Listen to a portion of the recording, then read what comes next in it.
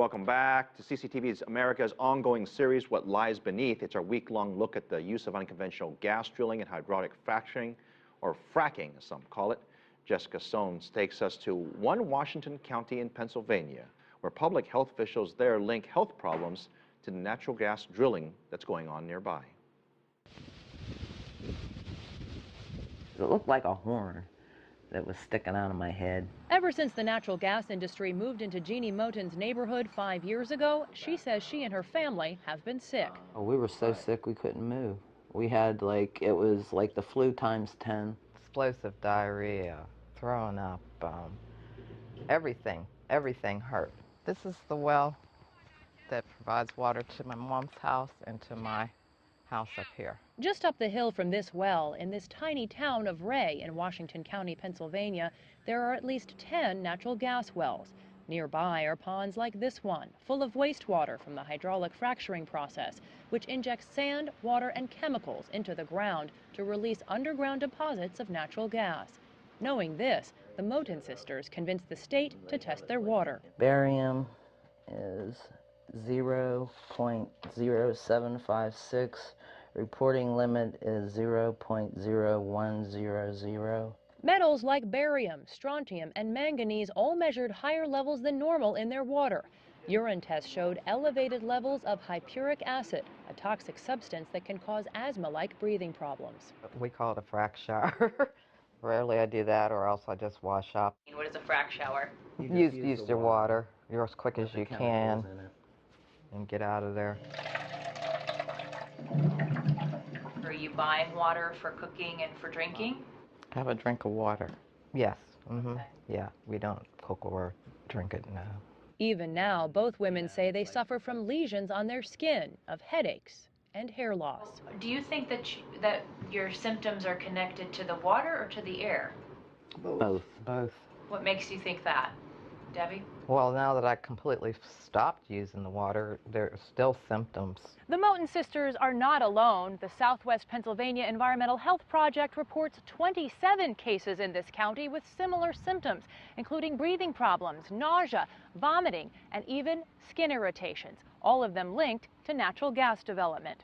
But Steve Ford, a spokesperson for the oil and gas industry in Pennsylvania, insists that there's never been a proven connection between hydraulic fracturing and the contamination of anyone's drinking water. I'm not aware of any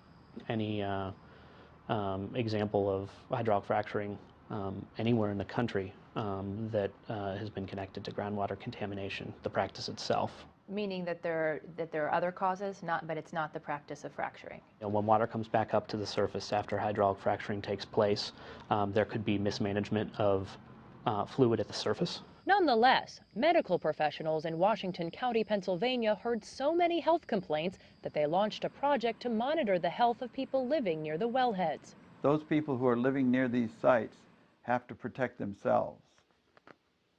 And we have to tell them what to do to protect themselves. David Brown is the toxicologist working on the project. He says in areas where there's natural gas development, the team has found more health problems connected with air rather than water. The cases that we reported in Washington were all near sites of some sort. They were usually within half a mile or so. Brown says some of the chemicals the team has discovered in testing are so rare, scientists have no information on what impact they could have on the human body. We know there's radioactivity in the material. We know people are drinking water and breathing air that contains it.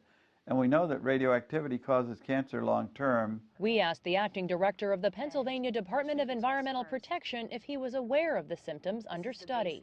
What do these homeowners who have health effects, some of them talk to me about lesions, growths on their head, hair loss, what did they have to show the state to become part of a study or to contribute their information to this so that they can be heard?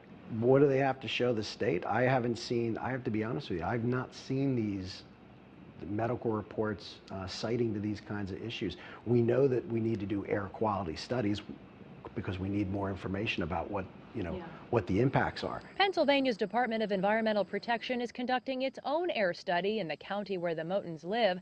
Meantime, Brown and his team are sharing their data with global researchers in the hopes of getting the U.S. government's attention to order a national public health study. but until the government moves, somebody has to protect the public health. And I know for a fact that it's gotten worse.